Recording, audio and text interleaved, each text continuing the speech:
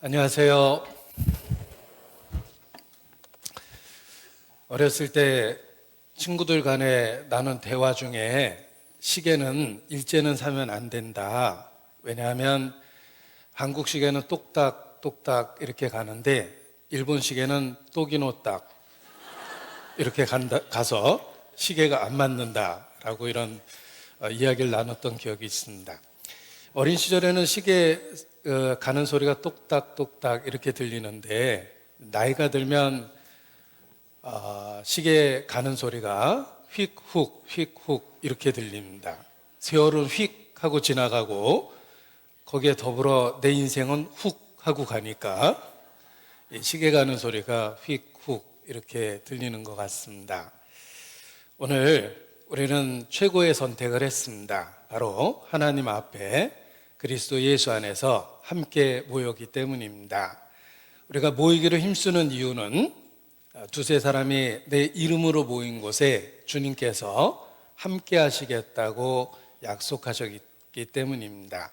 만왕의 왕, 만주의 주 되시는 주님과 함께하는 시간이기 때문에 우리가 오늘 모인 것은 우리 인생의 최고의 선택 중에 하나라고 말할 수 있는 것입니다. 반갑습니다. 우리 방송실에 봉사하는 그 이승효 형제님이 멕시코 선교센터 건축 그 지원을 위해서 지금 그 출장 중에 있습니다.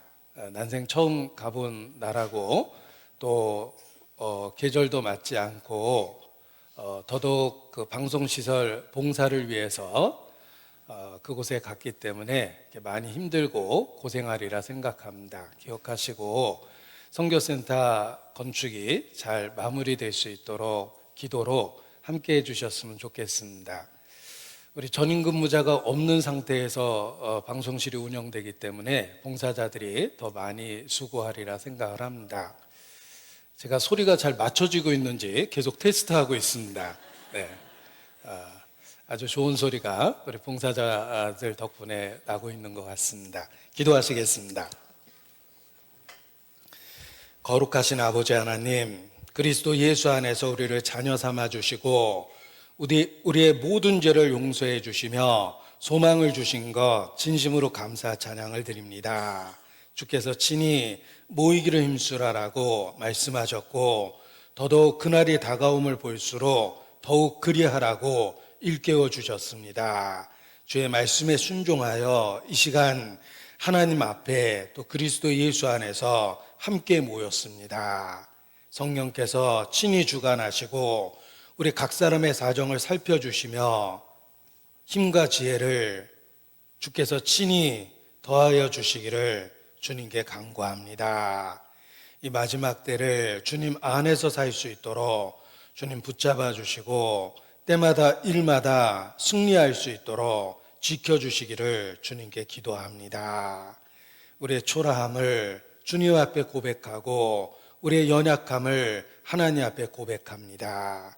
오직 만물을 새롭게 하시는 그 능력과 은혜로 우리 심령의 변화를 주시고 하루하루 빛의 자녀답게 살 수 있도록 주님 도와주시기를 더욱 간절히 기도합니다. 매일의 삶에 주의 능력과 은혜를 간절히 사모하고 기다립니다. 우리를 통해서 주의 역사를 이루어 주시옵소서.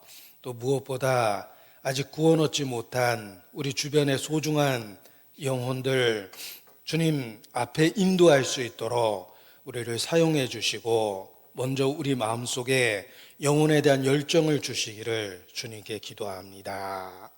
또 주님 안에서 계획되고 준비되고 있는 2019년 학예 수양회를 위해서도 기도합니다. 공주 수양관에 믿음간 건축이 잘 이루어져서 학예 수양회를 잘 준비하고 또 잘 진행할 수 있도록 주님 주관하시고 함께해 주시기를 주님께 기도합니다. 건축 현장에서 수고하고 또 봉사하는 손길도 위로해 주시고 또 지켜주시기를 주님께 간구합니다. 특별히 우리 가운데 질병 가운데 고난 중에 있는 분들, 신앙의 핍박 가운데 어려운 가운데 있는 분들을 기억하고 더욱 주님께 기도합니다. 주께서 친히 위로해 주시고 그 모든 어려움을 넉넉히 견뎌낼 수 있도록 도와주시기를 주님께 간구합니다. 이 시간도 결코 모든 말씀을 헛되이 받지 않도록 우리 마음과 생각을 열어주시고 성령의 감동과 감화하심으로 함께하여 주시기를 주님께 기도합니다. 주께 의지합니다.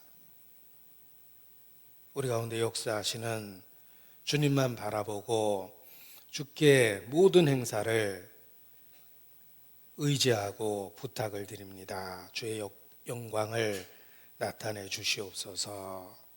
우리의 기도를 들으시는 주님께 더욱 감사를 드립니다. 고마우신 우리 구주 예수님 이름으로 기도합니다. 아멘. 네, 함께 성경 누가복음 23장 말씀을 찾겠습니다. 누가복음 23장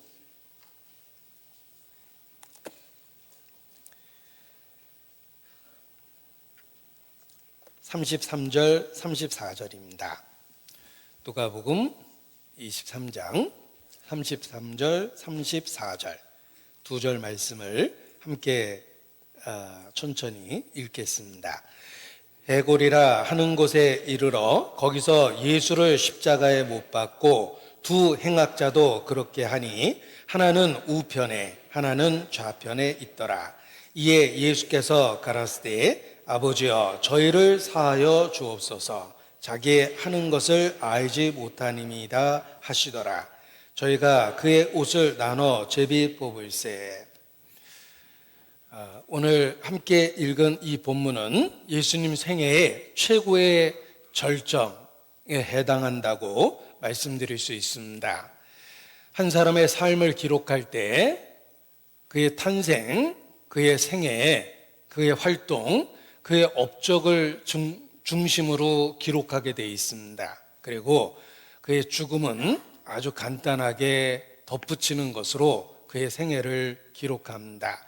그런데 예수님의 생애를 기록한 것을 분석해 보면 그의 생애나 가르침, 업적보다도 오히려 그의 죽음에 더 집중돼서 기록됐다는 것을 발견할 수 있습니다. 예수님의 전 생애 중에 죽음이 강조돼서 성경에 기록되어 있습니다. 그 이유는 그의 죽음이 그의 사역의 절정이었기 때문에 그렇습니다. 예수께서도 친히 이르시기를 인자가 온 것은 섬김을 받으려 함이 아니라 도리어 섬기려 하고 자기 목숨을 많은 사람의 대속물로 내어주려 함이니라 라고 여러 차례 제자들을 친히 가르치셨습니다. 예수님이 이 땅에 오신 목적은 우리를 구원하시기 위해서 오셨고 그 구원의 역사는 예수님의 죽음을 통해서 이루어질 것이기 때문에 미리 예고하시고 자세히 가르치셨던 것입니다. 한마디로 예수님의 죽음에 대한 기록은 구속사역의 절정에 해당됩니다. 오늘 본문은 함께 읽은 본문은 시작과 동시에 마치 클라이막스에 이른 것과 같은 것입니다. 대개 말은 서론이 있고 본론이 있고 결론이 있습니다. 그리고 기승전결이라는 그런 그 과정을 통해서 전달하게 됩니다. 그러나 예수님의 죽음에 대한 기록은 바로 클라이막스에 이른 것과 같은 것입니다. 그의 생애 중에 가장 중요한 그 순간이기 때문에 그렇습니다. 예수님은 유대인의 왕이라고 일컬어지고 또 하나님의 아들이라고 주장되고 일컬어졌습니다. 그런데 왜 왕이시며 하나님의 아들이신 그분께서 십자가에 무력하게 못 박혀 죽어가고 있는가? 도대체 왜? 우리 마음에 큰 의문이 생길 수밖에 없습니다. 예수님의 죽음은 한마디로 대속의 죽음입니다. 우리를 구원하기 위해서 반드시 이루어져야 될 역사입니다. 예수님은 자신이 오신 목적을 바로 그 죽음을 통해서 이루고 계셨습니다. 예수님의 죽음이 중요하기 때문에 미리 예언된 성경의 내용에도 예수님의 죽음에 대한 자세한 예언이 많이 주어져 있습니다. 누가복음 23장에 표시하고 이사야서 53장을 찾겠습니다. 유대인에게 전도할 때 제일 중요하게 거론되어야 되는 구약 성경의 말씀이 이사야서 53장입니다. 유대인 중에 예수 믿는 사람들을 메시아닉 주라고 이야기합니다. 메시아닉 주, 유대인 중에 예수 믿는 사람들은 제1 목표로 자기와 같은 동족 유대인에게 전도하기 위해서 애를 씁니다. 그래서 뉴욕과 같은 대도시에 가보면 그들이 그 프랭카드를 걸고 또는 그리스여진 티셔츠를 입고 전도하는 모습을 쉽게 보게 됩니다. Jews for Jesus, 예수를 위한 유대인들, 이런 그 프랭카드를 걸거나 또는 티셔츠를 입고 다닙니다. Jews for Jesus라는 그런 문구를 나타내고 동족 유대인들에게 전도를 하는 모습을 볼 수 있는데, 그들이 나눠주는 책자에 반드시 이사야서 53장이 명시되어 있습니다. 왜냐하면 예수님에 대한 직접적인 예언의 말씀이 이사야서 53장에 많이 주어져 있기 때문에 그렇습니다. 전도 집회에 전해지는 메시지 중에도 이사야서 53장은 반드시 거론되게 돼 있습니다. 자, 이사야서 53장을 보겠습니다.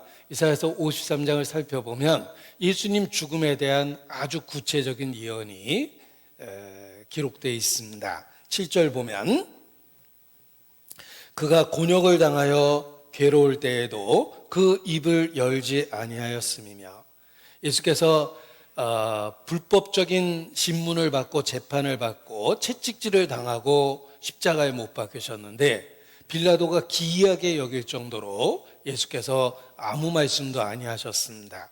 뭐 억울하다든지 항변할 수도 있고, 아니면 자기를 그 십자가에 못 박으라는 사람에게 복수하겠다라는 식의 표현을 당연히 할 것 같은데 예수께서는 입을 열지 아니하셨습니다. 빌라도가 기이 여겼더라라고 할 정도로 예수님은 침묵하셨습니다. 그 이유는 처음부터 죽기 위하여 이 세상에 오셨기 때문입니다. 그래서 7절에도 그가 곤욕을 당하여 괴로울 때에도 그 입을 열지 아니하였음이며 라고 되어 있고, 8절 그가 곤욕과 신문을 당하고 끌려갔으니, 또 9절 그 무덤이 악인과 함께 되었고 그 묘실이 부자와 함께 되었도다. 또 12절 중간 부분에도 이는 그가 자기 영혼을 버려 사망에 이르게 하며 범죄자 중 하나로 헤아림을 입었음이라. 이렇게 예수님 죽음에 대한 아주 구체적인 예언을 주셨습니다. 우리에게 믿을 수 있는 분명한 확실한 증거를 주신 것입니다. 예수님이 태어나기 무려 700년 전에 예수님의 죽음에 대한 자세한 기록을 미리 하셨습니다. 그리고 성령께서 그의 죽음이 우리와 관련 있다는 것을 일깨워 주십니다. 예수님의 죽음은 역사적 사실입니다. 그 죽음이 우리 모두와 관련 있는 사건이라는 것을 성령께서 계시해 주십니다. 이사야서 53장 4절입니다. 그는 실로 우리의 질고를 지고 우리의 슬픔을 당하였거늘. 예수님의 죽음이 우리의 질고를 지고 우리의 슬픔을 당한 사건이라는 것을 가르치시고 설명하시는 것입니다. 5절도 마찬가지입니다. 그가 찔린 것은 역사적 사실인데 그것을 해석하여 우리에게 적용하고 설명해 주고 계십니다. 그가 찔림은 우리의 허물을 인하며 그가 상함은 우리의 죄악을 인함이라. 그가 징계를 받음으로 우리가 평화를 누리고 그가 채찍에 맞음으로 우리가 나음을 입었도다. 예수님의 죽음이 우리와 관련되어 있다는 것을 가르쳐 주시는 것입니다. 또 6절에도 여호와께서는 우리 무리의 죄악을 그에게 담당시키셨도다 라고 설명을 해 주십니다. 8절도 마찬가지입니다. 그가 산자의 땅에서 끊어짐은 마땅히 형벌받을 내 백성의 허물을 인함이라 하였으리요 라고 되어 있고, 10절에도 여호와께서 그로 상함을 받게 하시기를 원하사 질고를 당케 하셨은즉 그 영혼을 속건 제물로 드리기에 이르면 그가 그 씨를 보게 되며 그 날은 길 것이요 또 그의 손으로 여호와의 뜻을 성취하리로라. 예수님의 죽음을, 그 의미를 우리에게 설명해 주고 있는 것입니다. 12절에는 더 명확하게 설명해 주십니다. 12절 뒷부분에 보면 그러나 실상은, 예수님의 죽음에 대한 예언을 하시고 그 죽음의 이유를 우리에게 분명하게 가르쳐 주십니다. 그러나 실상은 그가 범죄자 중 하나로 헤아림을 입었고 범죄자와 함께 죽음을 당하고 있지만, 그러나 실상은 그 내면에 감춰진 예수님의 죽음의 비밀을 우리에게 가르쳐 주고 계십니다. 그러나 실상은 그가 많은 사람의 죄를 지며 범죄자를 위하여 기도하였느니라 하시니라 라고 말씀하십니다. 예수님이 끔찍하게 죽을 것이 성경에 수없이 예고되어 있었습니다. 그 죽음이 우리와 관련이 있다는 것을 성령께서 말씀을 통해서 우리에게 가르치시는 것입니다. 우리는 어느 순간 예수님의 죽음이 나와 관련이 있다는 것을 발견했습니다. 알게 되었습니다. 그래서 늘 피상적으로 들었던 예수님의 십자가의 이야기를 다시 보게 되고 다시 생각하게 되고, 그리고 그것이 나와 관련이 있다는 것을 깨닫게 된 것입니다. 예수님이 죽었다는 역사적인 사실을 성령께서 계시를 통해서 이 모든 것이 나를 위한 것이었다는 것을 알게 해 주셨습니다. 그러나 실상은 그가 많은 사람의 죄를 지며 범죄자를 위하여 기도하였느니라 하시니라. 성령께서 십자가에 대하여 나에게 알려주신 것입니다. 깨닫게 하신 것입니다. 예수님이 십자가에 죽었다는 역사적 사실을 성령께서 시대를 초월해서 그 모든 것이 나를 위한 것이었음을 알게 하시고 증거하십니다. 우리는 그러한 성령의 계시를 통해서 예수님의 십자가의 의미를 마음에 나를 위한 것이라고 발견하고 믿게 된 것입니다. 그리고 왜 만왕의 왕, 만주의 주, 하나님의 아들 되시는 그가 십자가에 못 박혔는지 그 의미를 더욱더 깨닫게 됩니다.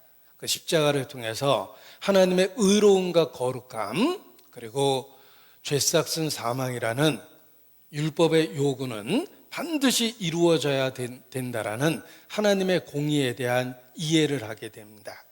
그리고 그 공의를 만족시키고 인간을 구원할 수 있는 유일한 방법이 바로 대속이라는 십자가라는 진리를 발견하고 우리가 개인적으로 받아들이고 믿게 된 것입니다.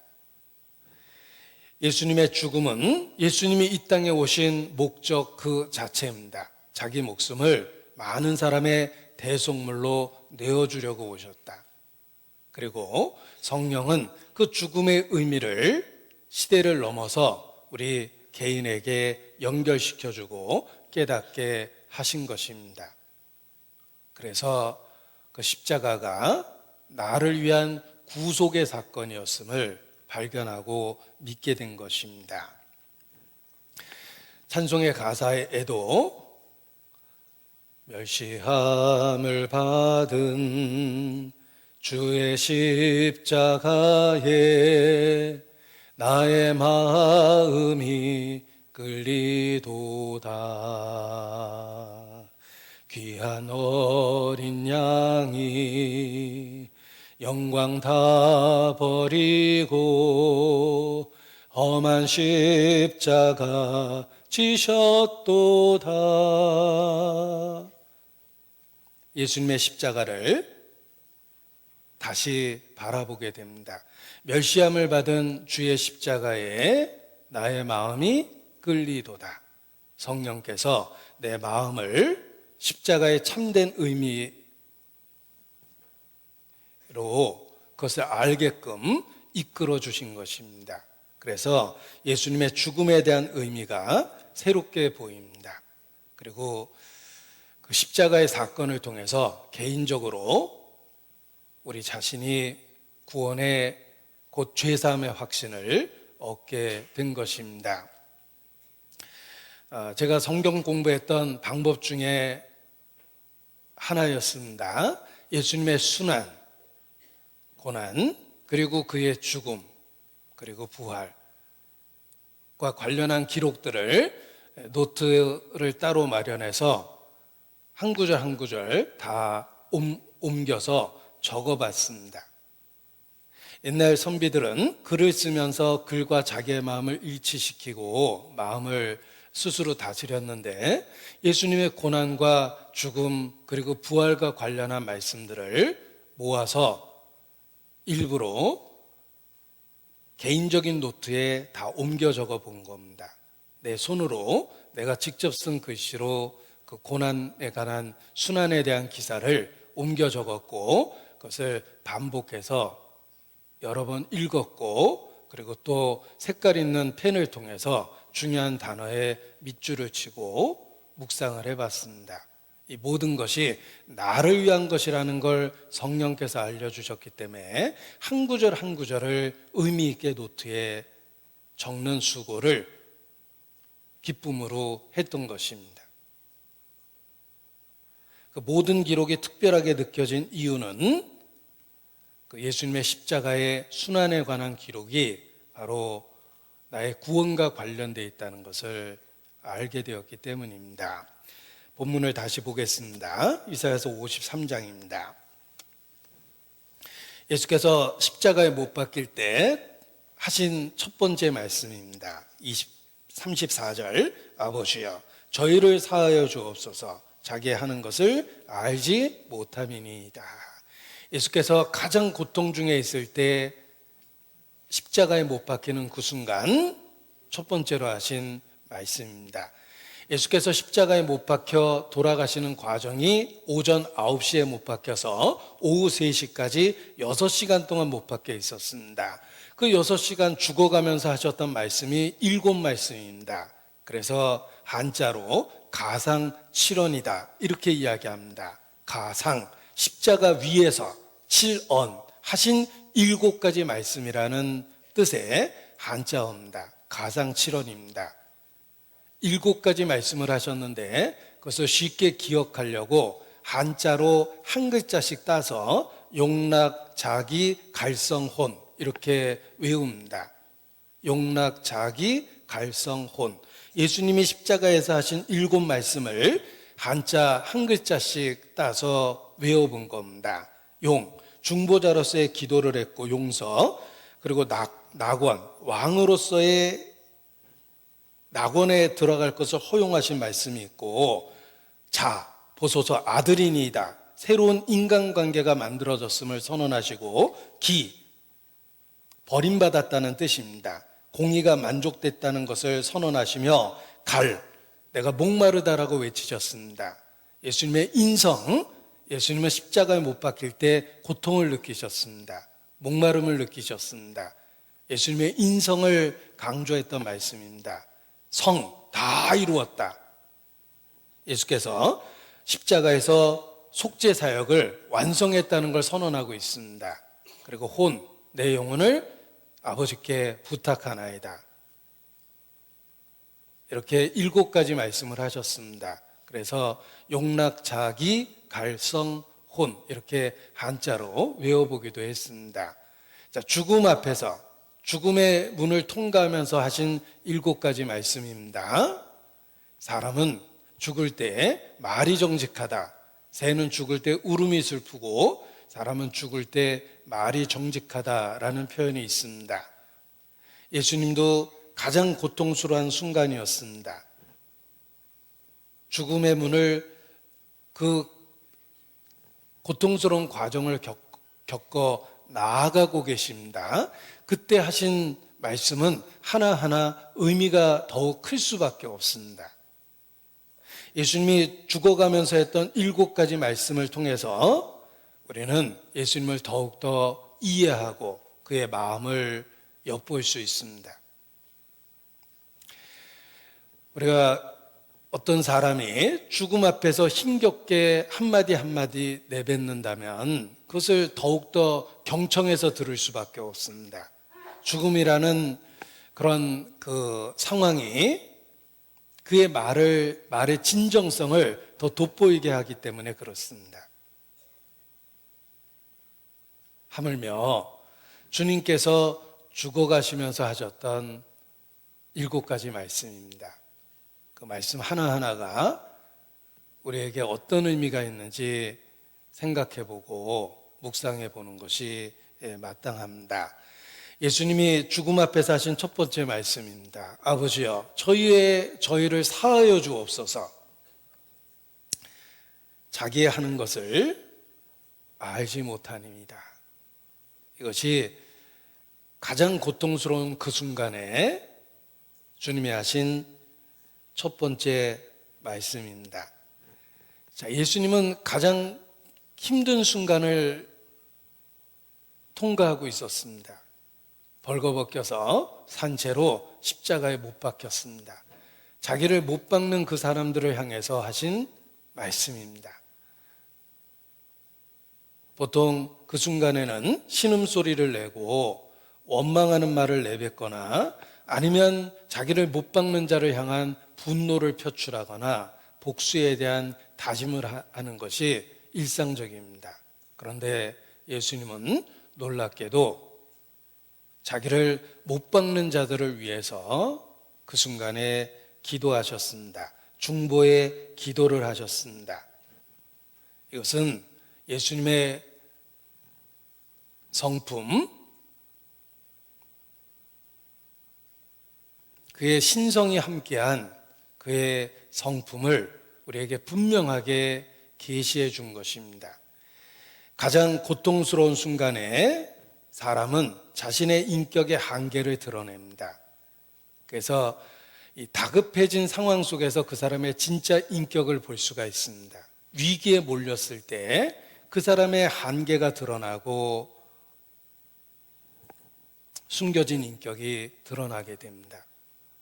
예수님은 가장 고통스러운 그 순간에 자신의 신성을 분명하게 계시하셨습니다. 자기를 못 박는 자들을 위하여 중보의 기도를 하셨기 때문에 그렇습니다. 예수님은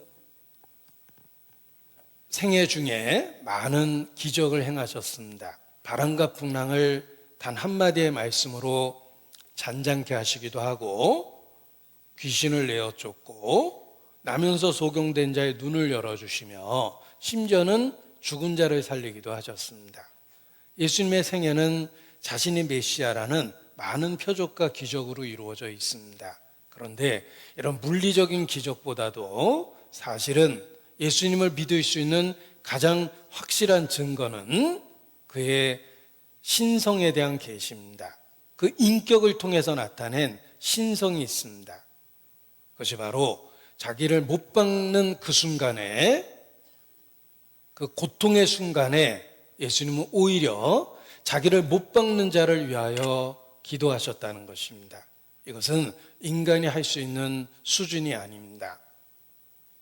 오직 신성을 갖고 계신 예수님만이 하실 수 있는 가장 놀라운 기적입니다. 따라서 예수님 생애에 보여주셨던 많은 물리적인 기적보다도 오히려 그 못 박힌 그 순간에 그들을 위해서 기도하심으로 말미암아 더 큰 기적을 우리에게 보여주신 것입니다. 그분은 정말 하나님의 아들이셨습니다. 그 못 박는 현장에 있었던 백부장을 기억하십니까? 그는 예수님을 십자가에 못 박고 죽어가는 모습을 지켜봤습니다. 그리고 그 앞에 그는 참으로 하나님의 아들이었다라고 고백을 합니다. 예수님의 죽음을 지켜본 백부장은 가장 고통스러운 순간에 계시되고 있는, 드러나고 있는 예수님의 신성을 본 겁니다.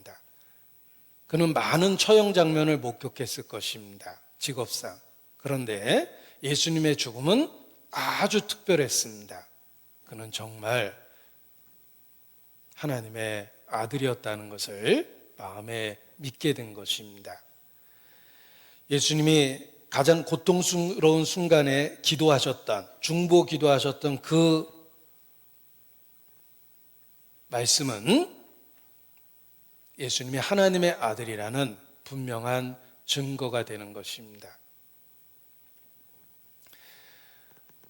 내용물이 담겨져 있는 병을 깨트리면 그 내용물이 다 쏟아지고 냄새가 나게 됩니다. 술병을 깨트리면 술 냄새가 나고, 참기름병을 깨트리면 참기름 냄새가 나게 됩니다. 향수병을 깨트리면 온통 향내가 가득합니다. 예수님의 육체가 파괴될 때 그 안에 들어있는 것이 확실하게 드러난 겁니다. 예수님은 그 고통스러운 순간에 중보의 기도를 하셨습니다. 아버지요, 저희를 사하여 주옵소서. 자기를 못 박는 자를 위해서 하신 기도입니다. 예수님은 가장 고통스러운 순간, 자신의 육체가 깨어지는 그 순간에 빛을 드러내시고 선을 나타내셨습니다. 그 안에 있었던 걸 그대로 다 확 쏟아버리듯이 분명하게 계시한 겁니다. 그는 정말 하나님의 아들이셨습니다. 예수님은 스스로 하늘로부터 왔다라고 선언했고 하나님과 동일하게 자신을 계시하셨습니다. 그리고 그 주장을 자신의 죽는 그 순간에 확실하게 입증해 주신 것과 마찬가지입니다. 그 인격, 드러난 인격 자체로 자신의 주장이 사실이라는 걸 계시한 겁니다.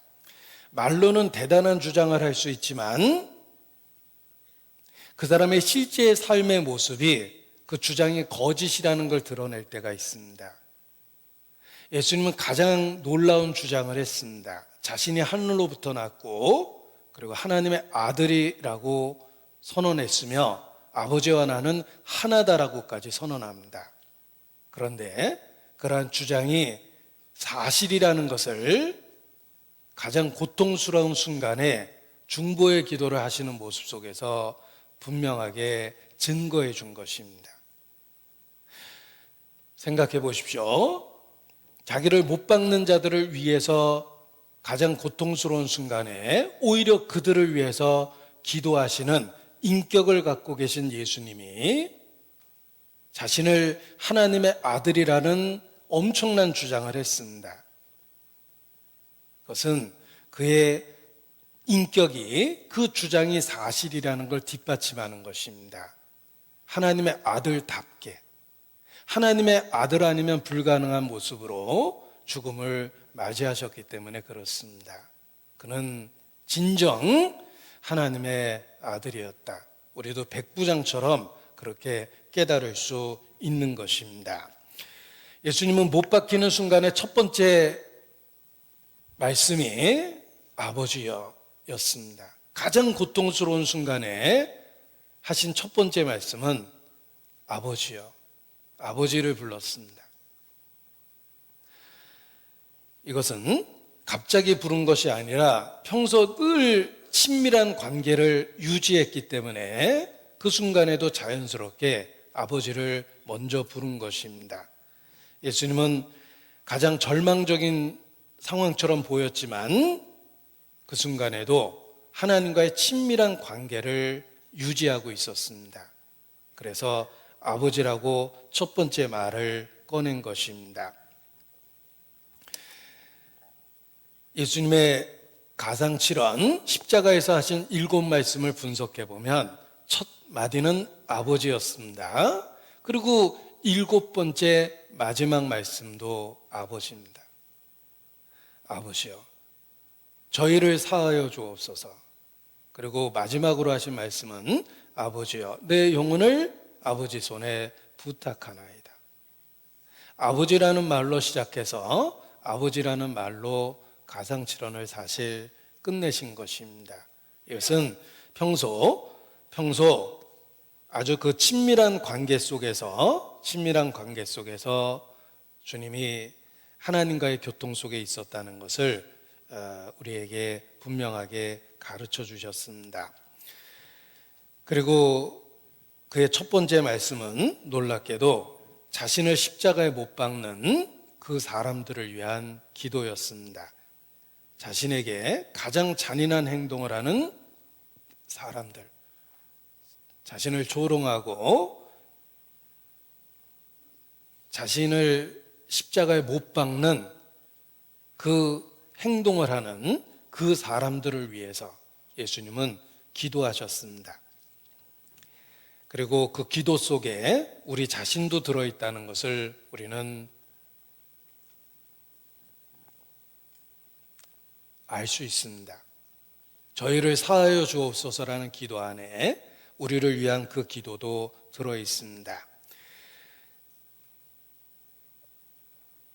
만왕의 왕, 육체를 갖고 이 땅에 오신 하나님 자신이셨습니다. 하나님의 독생자셨습니다. 그가 십자가에 못 박히고 있습니다.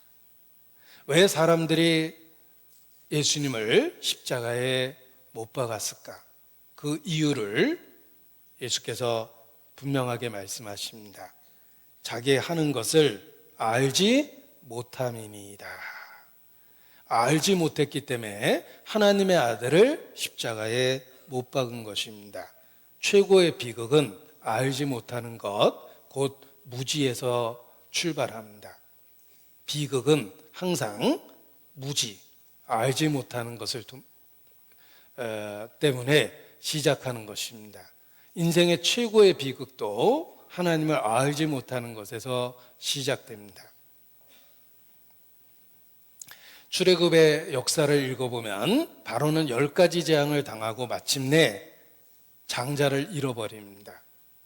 국가에 자신에게만 일어난 비극이 아니라 모든 애굽에 일어난 비극입니다. 여종의 장자부터 생축에 처음 난 것부터 바로의 아들까지 다 죽었습니다. 국가 전체에 비극이 생긴 겁니다. 그런데 왜 그 시대에 이집트에 이런 끔찍한 비극이 생겼을까? 그 비극의 시작은 하나님을 알지 못하기 때문입니다.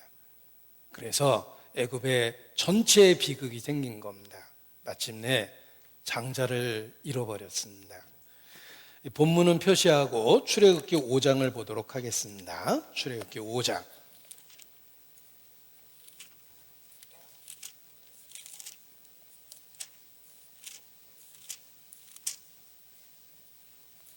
출애굽기 5장 2절입니다.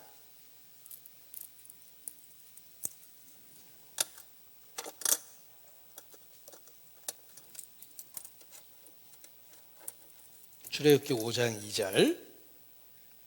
바로가 가로되 여호와가 누구간데 내가 그 말을 듣고 이스라엘을 보내겠느냐? 나는 여호와를 알지 못하니 이스라엘도 보내지 아니하리라.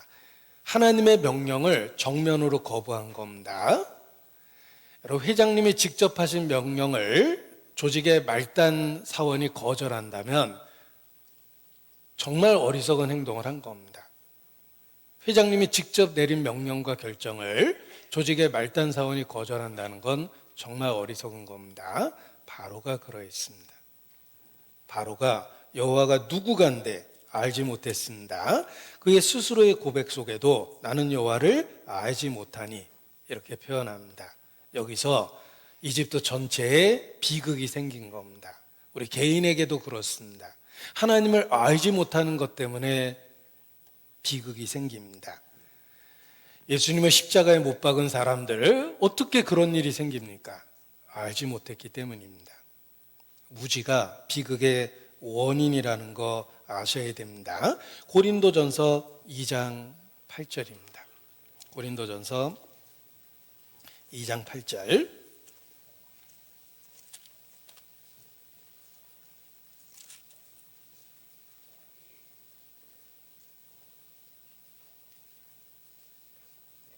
고린도전서 2장 8절 같이 읽겠습니다. 이 지혜는 이 세대의 관원이 하나도 알지 못하였나니 만일 알았다면 영광의 주를 십자가에 못 박지 아니하였으리라. 영광의 주를 십자가에 못 박은 끔찍한 죄를 지은 이유는 단순한 무지에서 시작된 겁니다. 알지 못했기 때문에 그들이 영광의 주를 십자가에 못 박았습니다. 사도행전 13장입니다. 사도행전 13장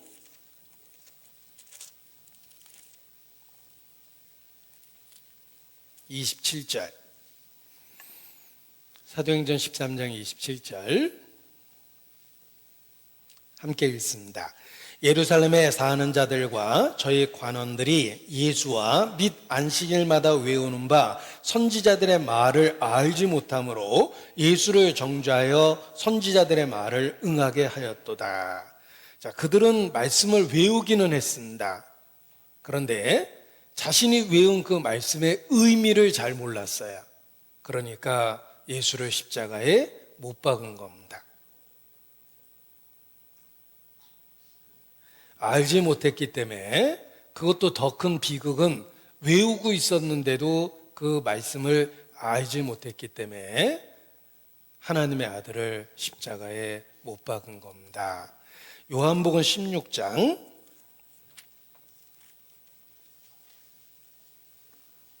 2절 3절입니다.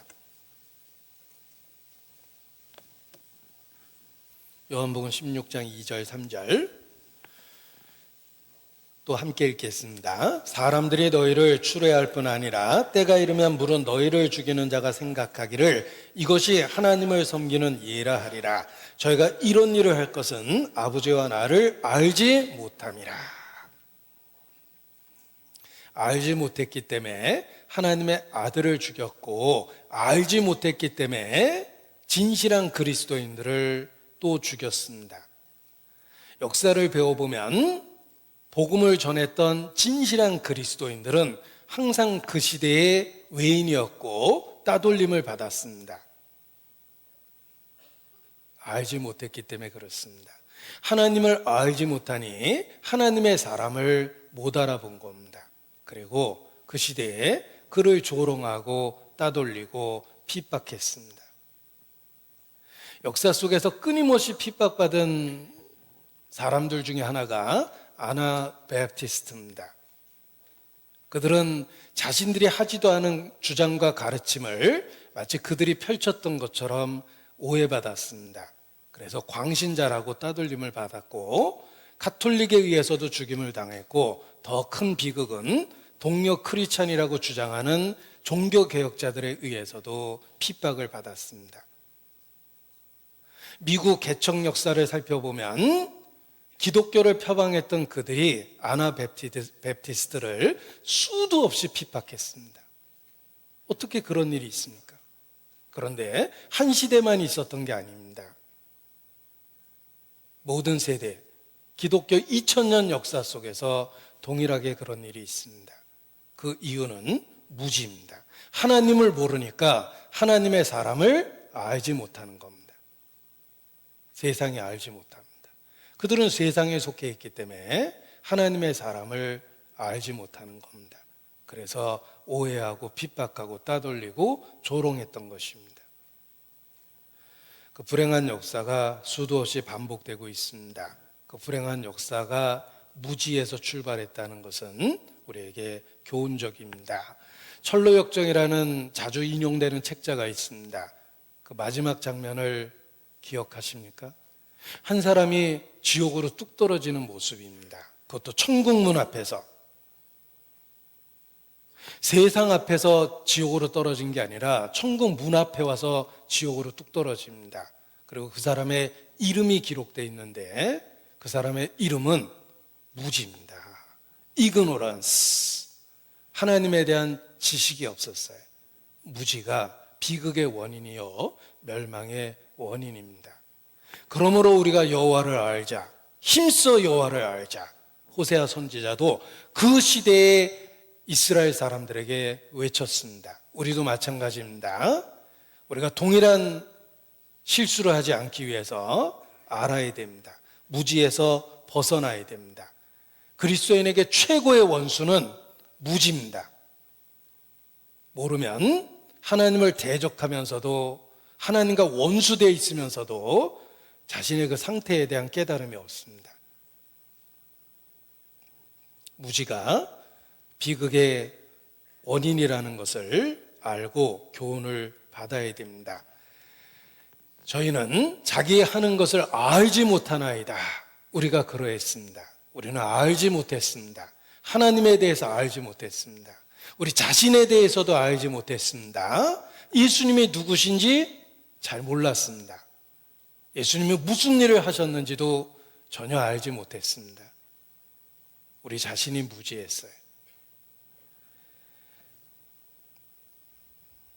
그 무지가 우리 삶의 비극을 만들어낸 것입니다. 지금도 세상이 기독교에 대해서 하는 그 논리를 들여다보면 하나님에 대해서 철저하게 무지하다 이런 생각이 듭니다. 파편적인 지식을 갖고 기독교를 비난하고 감히 하나님의 성품을 공격합니다. 그의 신실하심을 공격합니다. 파편적이고 부분적인 지식만을 갖고 그걸 절대적 기준으로 여기고 감히 하나님의 성품을 공격하는 것입니다. 무지가 만들어낸 어리석음입니다. 모르기 때문에. 이사야서 29장입니다. 이사야서 29장.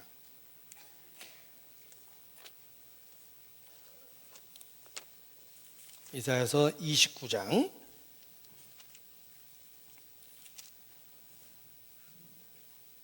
16절.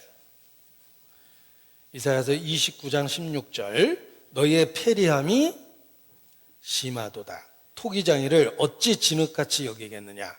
자, 하나님과 우리의 관계를 비유적으로 이야기했을 때 토기장이와 그릇의 관계입니다. 한 줌 흙으로부터 토기장이의 손길이 주어져서 그릇의 모양을 갖추고 그릇이 되는 겁니다. 토기장이를 창조주에 비유했고 한 줌의 흙과 같은 존재가 우리 자신입니다. 토기장이를 어찌 진흙같이 여기겠느냐. 지음을 받은 물건이 어찌 자기를 지은 자에 대하여 이르기를 그가 나를 짓지 아니하였다 하겠으며 빚음을 받은 물건이 자기를 빚은 자에 대하여 이르기를 그가 총명이 없다 하겠느냐. 자, 이 그릇들이 모여가지고 서로 논쟁이 벌어졌다고 가정을 해보죠. 원래 그릇은 뭔가를 담아놓기 위해서 만드는 게 그릇인데 그중에 왕따 당하는 그릇이 있습니다. 야, 저건 그릇이 아니야. 밑에 구멍 난 거 봐봐. 저기다 물 담으면 다 새지. 저건 그릇도 아니야. 라고 따돌림을 받습니다. 그런데 알고 보니까 그 그릇이 커피 내리는 드리퍼예요. 드리퍼가 밑에 구멍이 있거든요. 근데 다른 그릇한테 왕따 당했습니다. 밑에 구멍 났다고. 또 주전자도 2단이라고 따돌림 받았답니다. 옆으로 쟤는 구멍 나 있잖아. 저러면 어떻게 물건을 담어? 그러나 그릇을 만든 사람의 입장에 보면 주전자는 그렇게 만든 거예요. 드리퍼는 원래 구멍이 나야 되는 겁니다. 이 풀밭에서 다른 그 꽃들을 막 비난했던 그 존재가 있습니다. 저 꽃은 야 유치하다, 노랗게 촌스럽잖아. 야 저 꽃은 왜 그렇게 꽃잎이 많어? 그래가지고 정신 사납잖아요. 꽃잎은 한 8개 정도가 좋은데 저거는 꽃잎이 너무 많다. 막 이렇게 비난하던 그 풀이 알고 보니까 잡초였답니다. 예. 잡초가 제일 말이 많죠. 예. 이게 인간의 어리석음이라는 거예요. 이사야서 45장입니다. 45장 9절입니다.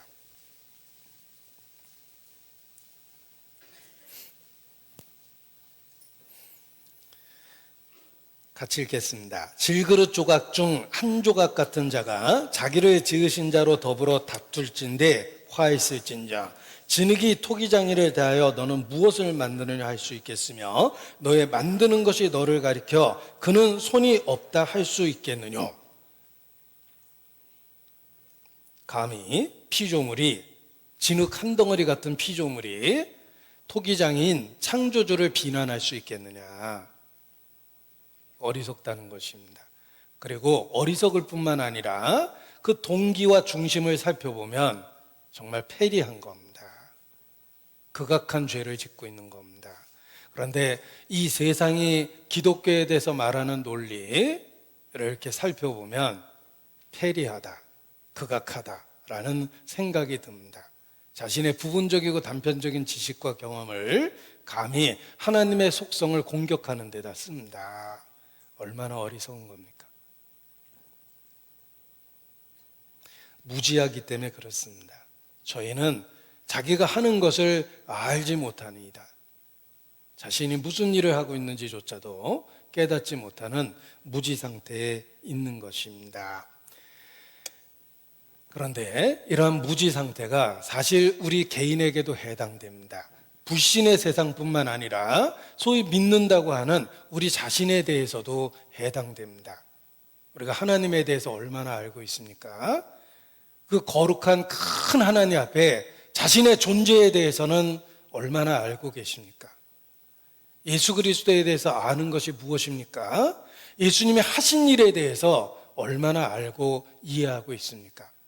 A4 종이를 나눠주고 하나님에 대해서 아는 것을 쓰시고 자기에 대해서 아는 걸 쓰고 예수님에 대해서 아는 걸 쓰고 예수님이 하신 일에 대해서 아는 것을 쓰시오 그러면 얼마나 채울 수 있겠습니까? 내가 교회 생활한 연륜을 자랑하지 말고 구원받은 횟수를 자랑하지 말고 내가 얼마나 알고 있는지 생각하면서 자신의 무지를 슬퍼해야 됩니다. 그게 모르는 것에서 끝나는 게 아니라 죄로 발전하기 때문에 그렇습니다. 모르니까 하나님의 아들까지 못 박는 거예요. 모르니까 하나님을 힐문하고 원망하고 불만하고 하나님의 성품에 대한 진실함까지 의심하고 있는 겁니다.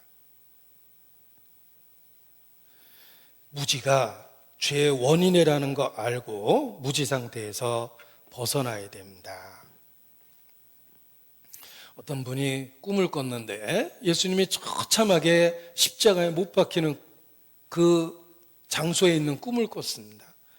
비통한 마음으로 죽어가는 예수님을 꿈속이나마 생생하게 봤답니다.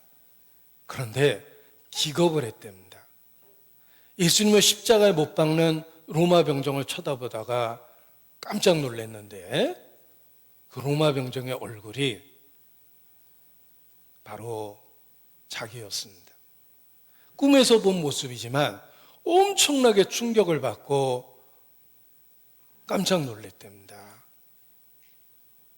그 예수님께 못 박고 있는 잔인한 로마 병정이 자기 얼굴을 하고 있었습니다. 그래서 큰 깨달음을 갖게 됐답니다. 패션 오브 크라이스트라는 영화가 예수님 순환으로만 이루어진 영화입니다. 거기에 아주 잔인하고 그걸 즐겨하면서 예수님을 채찍질하는 건장한 로마 병사의 모습이 있습니다. 저는 다른 출연자보다 그 로마 병정 역할을 맡은 그 배우들의 모습을 더 자세히 보고 일단은 연기자로서 참 내가 몰입할 정도로 정말 악독한 로마 병정처럼 보일 정도로 그렇게 연기하는 모습에서 참 연기자로서 좋은 연기자구나 라는 생각을 첫 번째는 했고, 그리고 그들의 그 뻔뻔하고 잔인하고 비웃고 하는 그 표정과 말투 속에서 정말 슬프지만 진리 앞에서 행동하는 나의 모습의 일부분을 봤어요.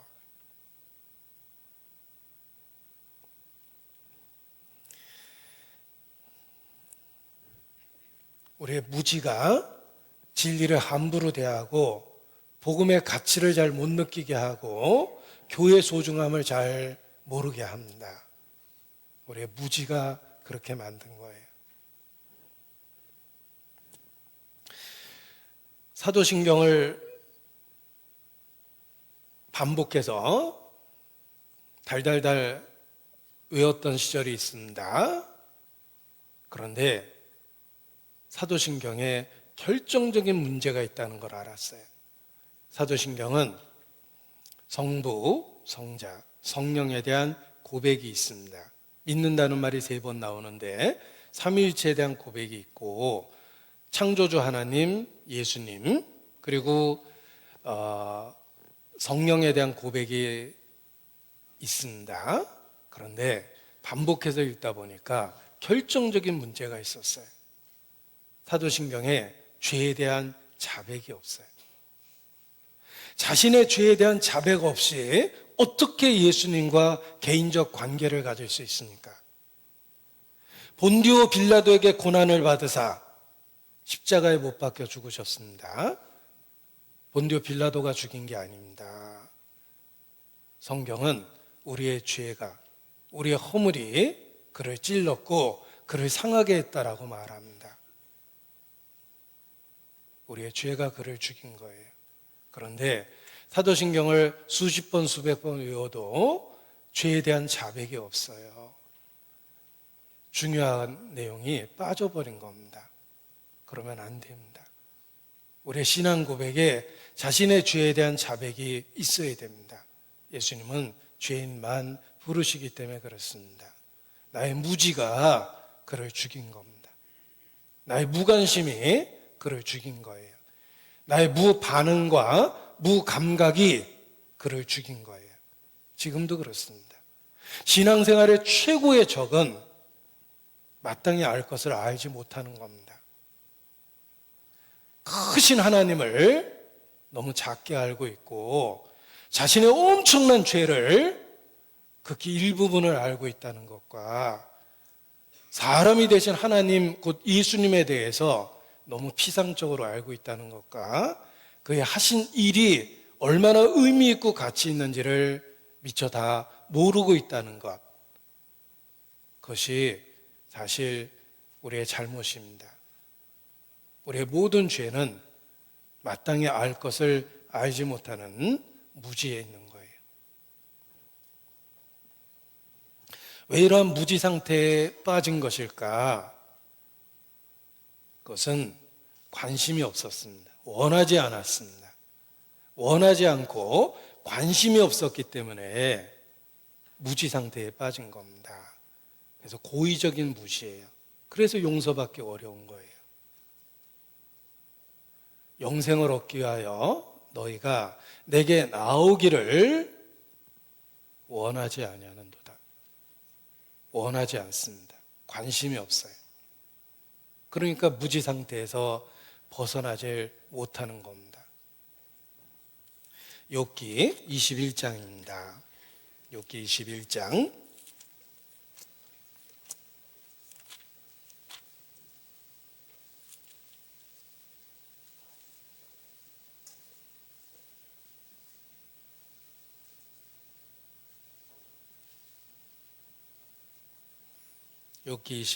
7절입니다. 어찌하여 악인에 대한 말씀입니다. 악인이 14절 특징이 있습니다. 같이 읽겠습니다. 그러할지라도 그들은 하나님께 말하기를 우리를 떠나소서 우리가 주의 도리 알기를 즐겨하지 아니하나이다. 그러니까 악의 상태에서 못 벗어나는 거예요. 악인이 악한 상태를 갖고 있는데 끊임없는 기회가 주어짐에도 불구하고 그 상태에서 벗어나지 못하는 이유는 우리를 떠나소서 하나님 가까이 하기를 싫어하죠. 우리가 주의 도리 알기를 즐겨하지 아니하니이다. 그러니까 무지 상태에 계속 머물러 있는 것입니다. 무지가 죄의 원인이라는 걸 안다면 우리는 무지 상태에서 벗어나기 위해서 결단하고 노력하고 행동을 해야 됩니다. 요한복음 7장입니다. 17절. 요한복음 7장 17절.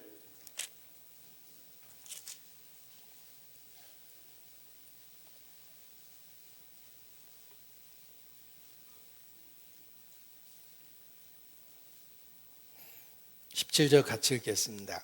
사람이 하나님의 뜻을 행하려 하면 이 교훈이 하나님께로서 왔는지 내가 스스로 말함인지 알리라. 알게 됩니다. 하나님의 말씀과 뜻을 분별하고 깨닫게 됩니다. 어떻게 하면? 하나님의 뜻을 행하려 하면입니다. 행하려 하면 하나님의 뜻을 알게 됩니다. 무지는 비극의 원인이기 때문에 우리는 무지를 중단해야 돼요. 우리가 상황과 환경 때문에 무학, 전혀 공부를 못할 그 기회가 없었던 분들이 계십니다. 그럴 수 있습니다. 그러나 그 상태에서 계속 머무르는 데는 책임이 있는 거예요. 우리에게 많은 시간이 주어졌기 때문에 비록 내가 어렸을 때는 배움의 기회가 없었지만 그 상태에서 벗어나려고 노력하면서 한 글자 한 글자 배워나가는 겁니다. 영적으로도 그러합니다. 무지가 죄의 원인이라는 걸 알기 때문에 우리는 개인적으로 그 상태에서 벗어나려고 결단하고 노력을 해야 됩니다. 하나님의 뜻을 행하려 하면 점점 알게 됩니다. 그래서 무지를 중단하고 알기 위해서 힘써야 됩니다. 영생은 아는 것입니다. 영생은 참 하나님과 그의 보내신 자 예수 그리스도를 아는 것입니다. 따라서 알기 위해서 노력하고 시간과 마음과 정성을 쏟아부어야 됩니다. 여호와를 알자, 힘써 여호와를 알자. 이것이 우리의 반복되는 죄의 상태에서 벗어날 수 있는 첫 번째 방법입니다. 예수도 알기 원함은 크고도 넓은 은혜와 대속해 주신 사랑을 간절히 알기 원하네. 내 평생의 소원, 내 평생의 소원, 대속해 주신 사랑을 간절히 알기 원하네. 찬송의 가사입니다. 예수도 더 알기 원함은 더 알기를 원해야 됩니다. 간절히 알기 원하네. 내 평생의 소원, 내 평생의 소원. 무지 상태에서 벗어나려는 열망이 있어야 됩니다. 그래야지만 반복되는 죄가 멈춰지고 지금과 다른 신앙적인 상태에 올라가게 되는 것입니다. 그렇지 않고 무관심하고 무반응하고 무감각하면 절대로 나아지지 않습니다. 지난번에 했던 실수를 똑같이 하고 지난번에 했던 불평을 지금도 하게 되고 전혀 나아지지 않습니다. 무지가 죄의 원인입니다. 다시 본문을 보겠습니다. 누가복음 24장입니다. 23장 33절. 해골이라는 곳에 이르러 거기서 예수를 십자가에 못 박고 34절. 이에 예수께서 가라사대 아버지여 저희를 사하여 주옵소서. 자기 하는 것을 알지 못하니이다. 자, 구약 시대에 속죄 제사라는 게 있습니다. 속죄 제사에는 첫 번째 제물이 있어야 돼요. 흠 없는 완전한 제물이 있어야 됩니다. 그리고 제사장이 있어야 돼요. 속죄 제사를 드리기 위해서는 제사장이 있어야 됩니다. 그리고 제물을 통해서 제사장이 그 죄를 용서해 달라는 간구와 탄원이 있어야 됩니다. 그것이 속죄 제사입니다. 십자가에서 바로 속죄 제사가 이루어지고 있습니다. 제물이 있습니다. 십자가에 못 박힌 죄 없는 예수님 자신입니다. 제물이 있죠. 그리고 제사장이 있습니다. 바로 예수님 자신이에요. 예수님은 제물이면서 동시에 제사장이십니다. 그 순간에 십자가에 제물과 제사장이 함께 있었습니다. 그리고 그 제사장이 제물을 통해서 탄원합니다. 예수님은 자신의 몸을 십자가에 못 박은 상태에서 제사장으로 탄원을 했습니다. 저희를 사하여 주옵소서. 저희 하는 것을 알지 못하니이다. 그 십자가에서 속죄의 죄가 진행되고 있었던 것입니다. 제물이 있었고 제사장이 있었고 그리고 제사장의 간절한 탄원이 있었습니다. 완벽한 속죄 제사가 이루어지고 있었습니다. 구약 시대에는 모형으로 수없이 반복되었는데 지금 십자가상에서 그 속죄 제사가 진행되고 있었던 것입니다. 그리고 그의 속죄 제사를 통한 간절한 간구가 저희를 사하여 주옵소서라는 간구입니다. 그리고 그 속죄 제사는 바로 응답이 이루어졌습니다. 가인과 아벨이 하나님께 제사를 드렸는데 가인과 그의 제물은 하나님이 받지 아니하셨지만 아벨과 그 제물은 받으셨습니다. 받으셨다는 증거가 바로 하늘로부터의 응답입니다. 예수님은 십자가에서 자신의 몸을 제물로 드리고 그리고 제사장으로서의 위치를 갖고 저희를 사하여 주옵소서라고 탄원했습니다. 그리고 그 응답이 바로 이루어졌습니다.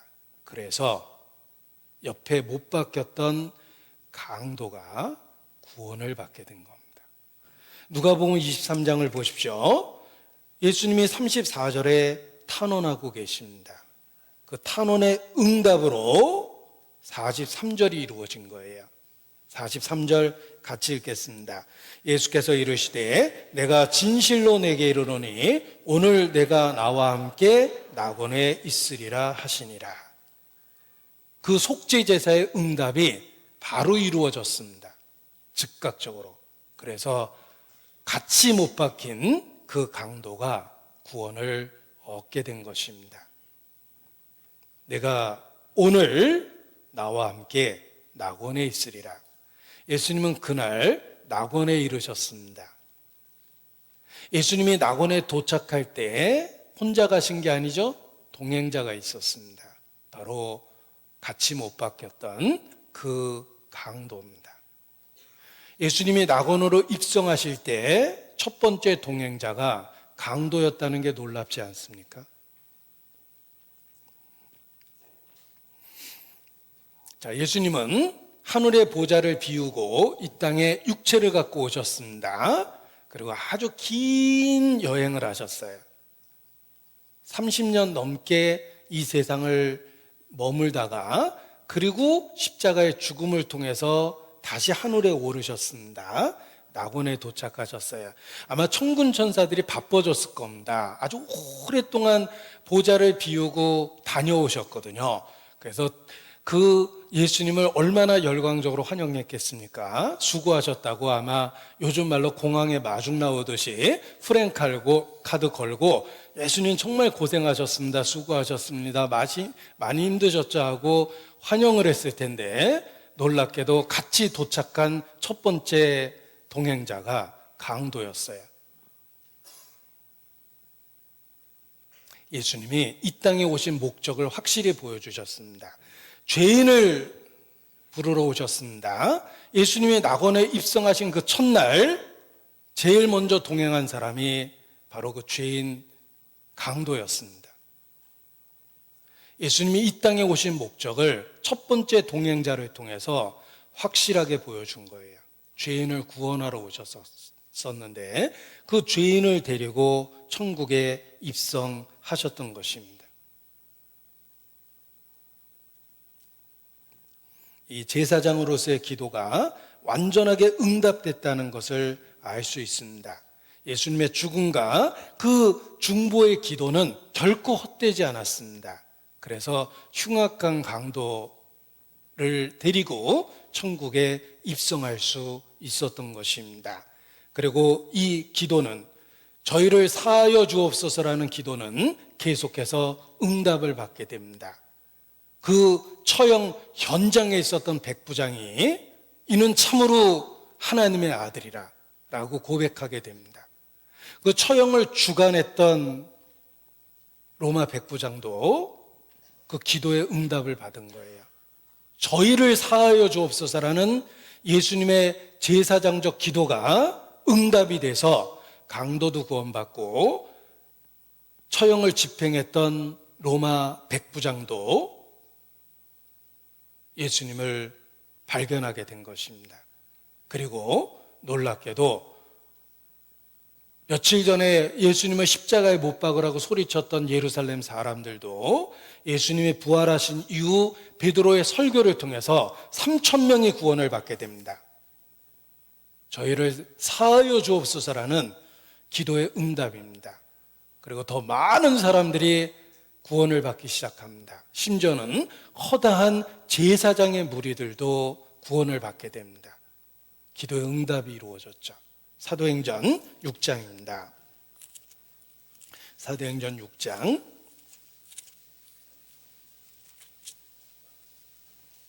7절입니다. 사도행전 6장 7절.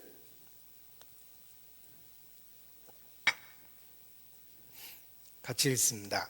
하나님의 말씀이 점점 왕성하여 예루살렘에 있는 제자의 수가 더 심히 많아지고 허다한 제사장의 무리도 이 도에 복종하니라.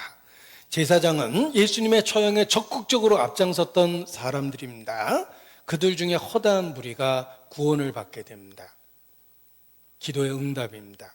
저희를 사하여 주옵소서라는 그 첫 번째 기도의 응답이 계속해서 이루어지고 있는 것입니다. 그리고 마침내 바울이 구원을 받습니다. 대적자였던 바울, 회방자의 핍박자의 포행자였던 바울, 그가 구원을 받았어요. 기도의 응답입니다. 디모데 전서 1장입니다. 디모데 전서 1장.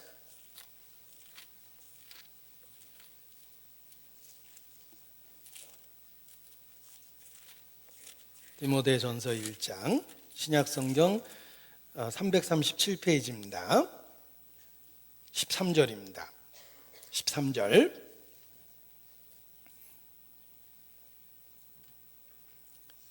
같이 읽습니다. 내가 전에는 회방자여 핍박자여 포행자였으나 도리어 긍휼을 입은 것은 내가 믿지 아니할 때 알지 못하고 행하였습니다.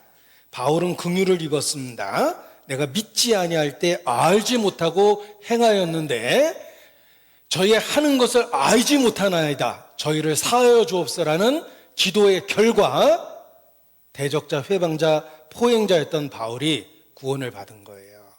알지 못할 때 행했던 그 죄를 용서받은 겁니다. 예수님의 이 대제사장으로서의 기도는 지금도 계속되고 있습니다. 하나님 보좌 우편에 앉으셔서 지금도 우리를 위하여 친히 간구하고 계십니다. 아버지여, 저희를 사하여 주옵소서. 자기가 하는 것을 알지 못함이니이다. 그 기도의 응답이 지금도 이루어져서 그 결과 나 같은 사람도 구원을 받은 거예요. 내가 어떻게 구원을 받았습니까? 예수님의 십자가에서 했던 그 기도의 응답이 21세기 대한민국에 있는 나 같은 사람에게도 응답이 된 겁니다. 그래서 내가 구원을 받은 거예요. 나도 본성을 갖고 그저 생각나는 대로 기독교를 회방하고 내가 갖고 있는 짧은 지식과 경험으로 진리를 논단하고 하나님의 신실한 성품을 공격하고 하나님에 대한 반감이 마음에 가득했습니다. 그랬던 내가 성경을 통해서 하나님 앞에 돌아왔고 성경이 증거하는 예수님을 온 마음으로 믿게 됐습니다. 그 기도의 응답이 이루어진 거예요. 저희가 하는 것을 알지 못하나이다. 나의 무지의 상태에서 나를 불쌍히 여기시고 용서해 주신 겁니다. 그 기도의 응답이 바로 내가 구원받은 그 결과로 이어진 것입니다. 우리가 천국에 들어가는 많은 무리를 지켜본다고 관찰해 보죠. 앞서간 선지자들이 걸어 들어갈 때 거기 따라 들어가긴 좀 민망합니다. 어떻게 내가 선지자 무리 속에 낄까? 사도들과 제자들이 걸어 들어갈 때 거기에 같이 들어가기도 좀 민망하죠. 그런데 놀랍게도 강도도 걸어 들어가고 세리와 창녀도 걸어 들어갑니다. 나 같은 사람도 그 무리에 껴서 들어갈 수 있어요.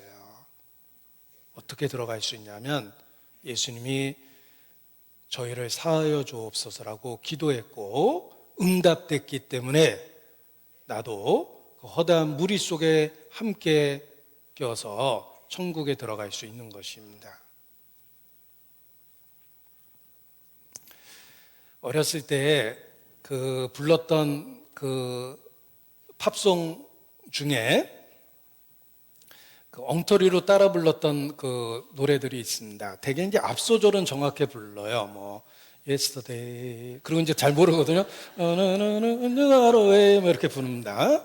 뭐 그런 식으로 따라 불렀던 노래 중에 Oh when the saints go marching in, oh when the saints go marching in, 목마를 때 목장 우유, 오렌지 주스, 코카콜라 뭐 이런 노래 불렀던 기억이 있는데 앞부분은 정확하게 불렀고 뒷부분은 못 알아들은 겁니다. 그 노래가 무슨 노래인지 알게 되고 큰 은혜를 받았어요. Oh when the saints go marching in, 성자들이 행진하여 나아갈 때 Lord, I want to be in that number. 나도 그 가운데 있기를 원합니다. 주여. 이런 뜻이에요. 그 뒤에 잘 모르고 따라 불렀던 가사가 무슨 뜻인지 나중에 알게 됐을 때 굉장히 은혜를 받았습니다. Oh, when the saints go marching in, oh, when the saints go marching in, Lord, I want to be in that number. Oh, when the saints go marching in. 성자들이 행진하는 그때, 주여, 나도 그 안에 있기를 원합니다. Lord, I want to be in that number. 이렇게 되어 있거든요. 그래서 그 가사를 나이 들어서 알게 됐는데, 그게 장례식 때 부르는 노래요. 찬송가 중에 하나였다는 걸 알게 됐습니다. 성자들이 행진하는 그때 나도 그 가운데 같이 걸어갈 수 있어요. 왜냐하면 죄인을 부르셨고 나 같은 사람을 위해서 예수께서 십자가에서 기도하셨기 때문입니다. 저희를 사하여 주옵소서. 자기가 하는 것을 알지 못하니 그래서 소망이 생긴 것입니다. 누가복음 23장 다시 보겠습니다. 자, 예수님이 십자가에 못 박히실 때 예수님은 오히려 자기를 못 박는 자를 위해서 기도했습니다. 기억할 것은 예수님이 오신 목적은 우리를 구원하기 위해서 그리고 우리가 어떻게 살아야 될지를 보여주기 위해서입니다. 예수님이 십자가에서 하신 모습을 통해서 우리는 구원의 확신을 가질 수 있습니다. 그리고 끝나는 게 아니에요. 내가 이 땅에서 어떻게 살아야 될지를 교훈을 받을 수 있습니다. 예수님은 자기를 찌르는 자를 위하여 기도했습니다. 그 모습을 통해서 내가 이 땅에서 어떻게 살아야 될지 교훈을 받을 수 있는 것입니다. 베드로 후서 2장을 보겠습니다. 베드로 후서 2장.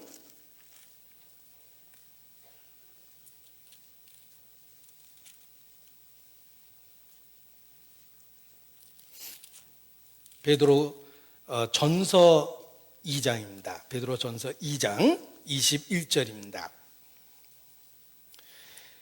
베드로전서 2장 21절, 이를 위하여 너희가 부르심을 입었으니 그리스도도 너희를 위하여 고난을 받으사 너희에게 본을 끼쳐 그 자취를 따라오게 하려 하셨느니라. 그리스도는 우리를 위해서 고난을 받으셨습니다. 그리고 또 있어요. 우리로 하여금 본을 끼쳐 그 자취를 따라오게 하려 하셨습니다.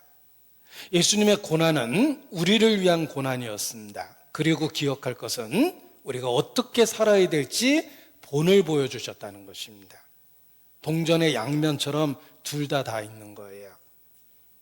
예수님이 십자가에서 했던 그 모습은 우리가 닮아가야 될 본이 되는 겁니다. 예수님은 가장 고통스러운 순간, 조롱당하던 그 순간에 기도하셨습니다. 기도로 그 고난을 견디신 거예요.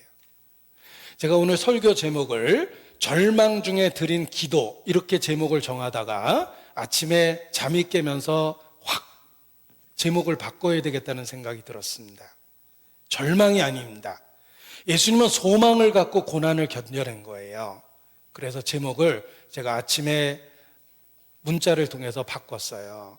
고난 중에 드린 기도입니다. 절망이 아니라는 걸 알았어요. 예수님은 소망을 갖고 고난을 견뎌내신 겁니다. 그래서 시작이 기도였어요. 아버지요. 그리고 마지막 7마디의 마지막 말씀도 아버지입니다. 아버지로 시작해서 아버지로 끝내셨죠. 우리가 고난과 고통받을 때, 혹 조롱받을 때 우리가 어떻게 해야 될까? 아버지입니다. 주의 이름을 부르고 친밀한 관계를 확인하고 그의 도움을 구해야 돼요. 우리에게 본을 끼쳤어요. 고통 중에 내가 어떻게 해야 될지, 절망스러운 순간에 내가 어떻게 해야 될지 본을 끼치셨어요. 아버지입니다. 아버지를 부르면 돼요. 우리가 어렸을 때 정말 고통 중에는 엄마를 찾게 됩니다. 엄마. 본능입니다. 영적 본능이 그러합니다. 가장 고통스러운 순간에 세상이 우리를 외면할 때, 오해받을 때 아버지를 찾으면 돼요. 아버지. 그것이 고난과 고통을 견딜 수 있는 방법입니다. 다니엘의 세 친구가 풀무불에 던져졌습니다.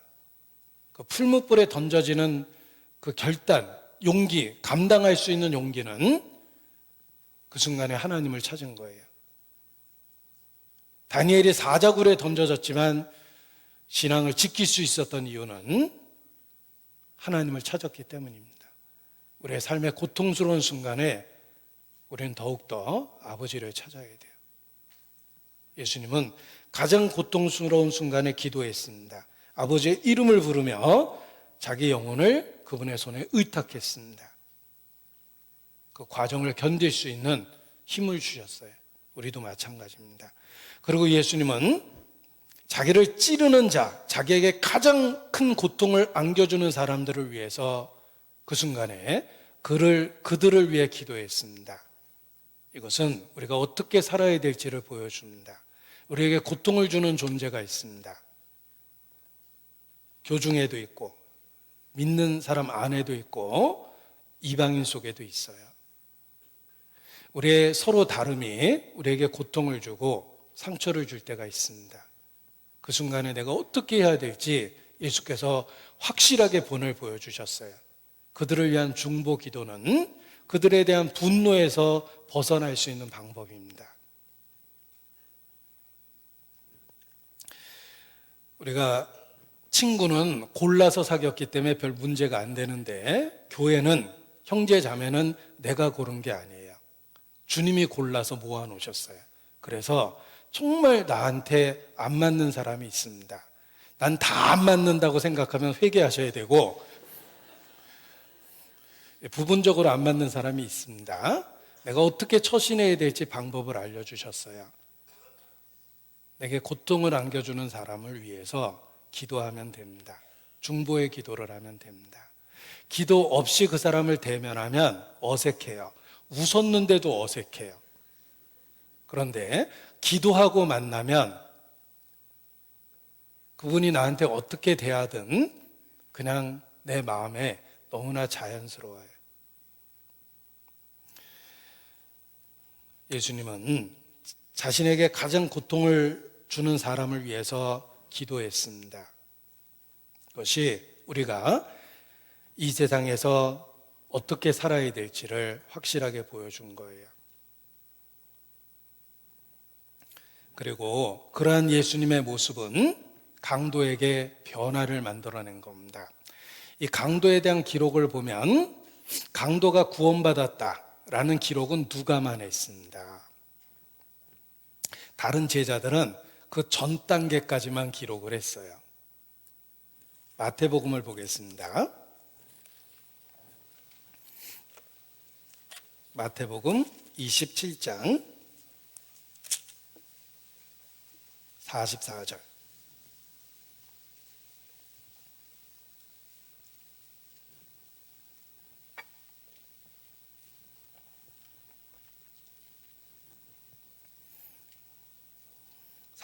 같이 읽죠.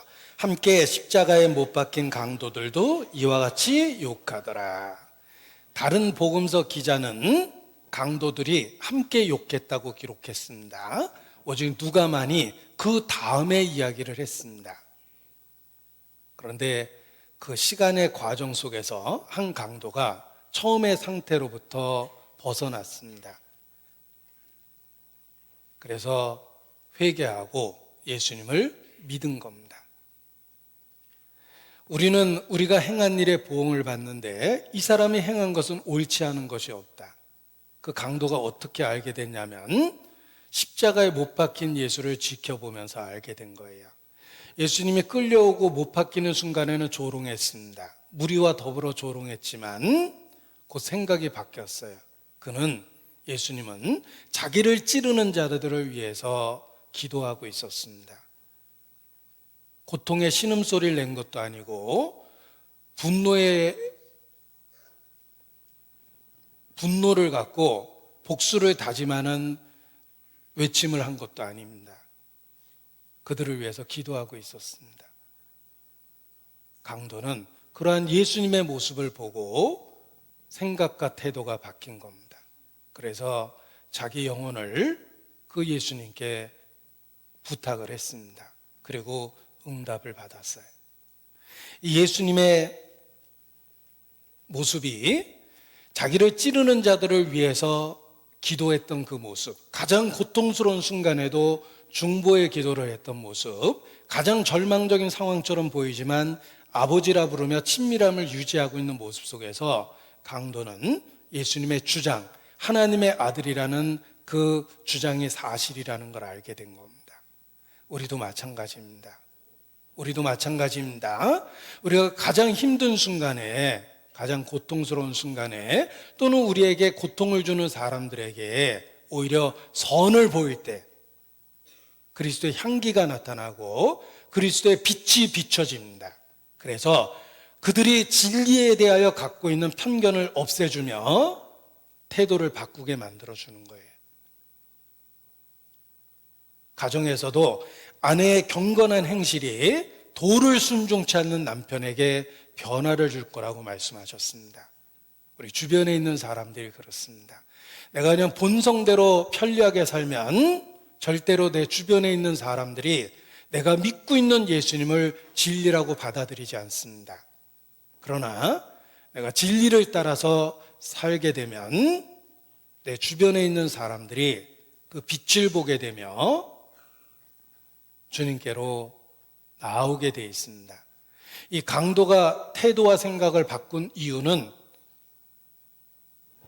십자가에 못 박히는 그 과정 속에 예수님이 하셨던 모습을 보았기 때문입니다. 우리도 이 땅에서의 삶을 통해서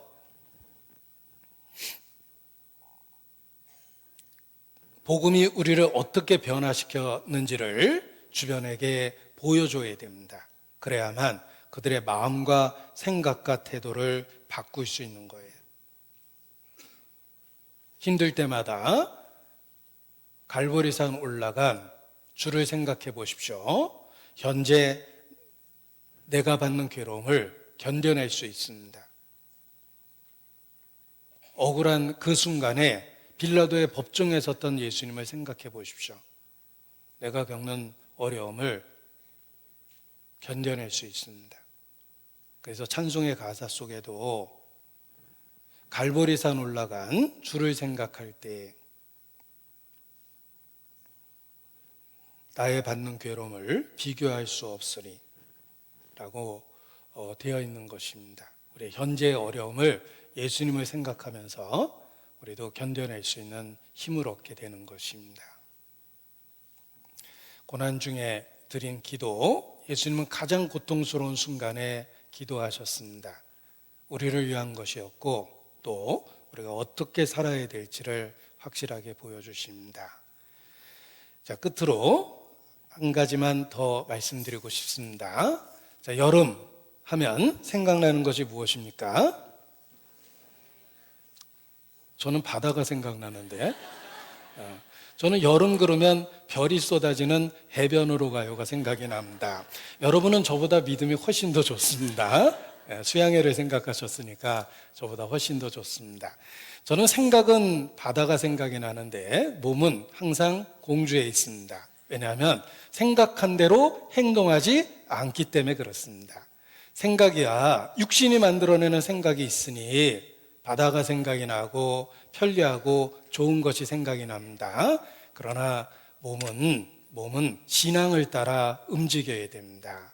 그것이 순종입니다. 복종입니다. 우리가 정말 전국의 성도가 하나 되고 1년 중에 가장 소중히 여기는 하계 수양입니다. 게다가 이번 수양에는 아주 큰 그 건축과 더불어서 하는 그런 그 수양회입니다. 새로운 건물이 어떻게 지어졌는지 볼 수 있는 그런 수양회입니다. 우리가 더 관심을 갖고 하계 수양회를 위해서 기도하고 또 이 몸이 반드시 그곳에 있어야 되겠다고 결단하고 결심하는 것이 필요합니다. 7월 19일부터 하계 수양회는 시작되며 전주교회가 주관하고 함께하는 5차 수양회는 8월 3일 시작됩니다. 이 8월 3일 8자와 3자는 화투 치는 분들이 굉장히 좋아하는 숫자입니다.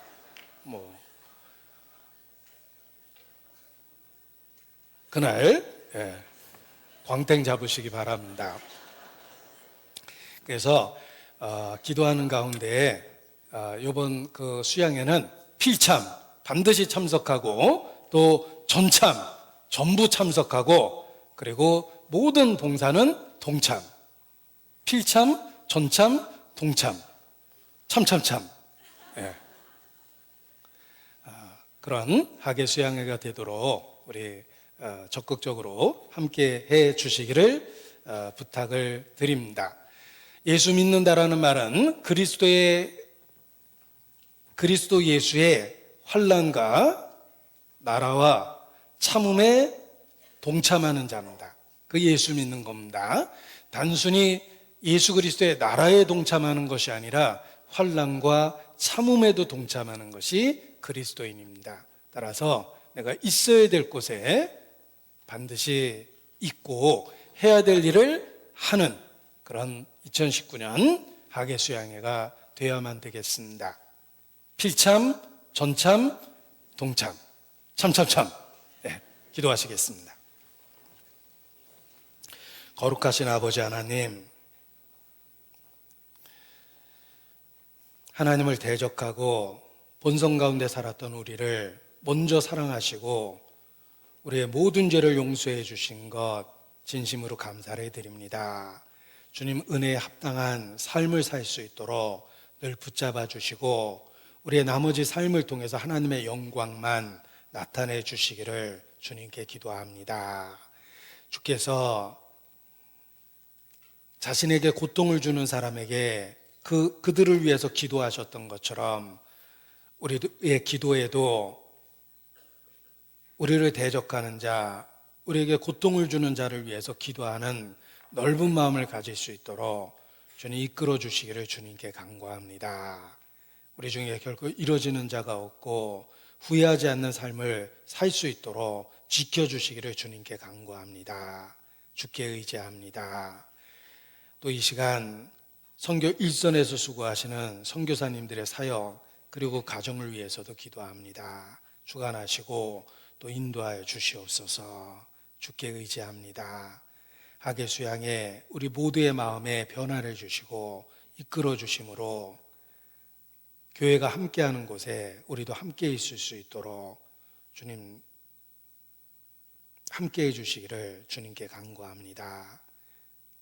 고마우신 우리 구주 예수님 이름으로 기도합니다. 아멘.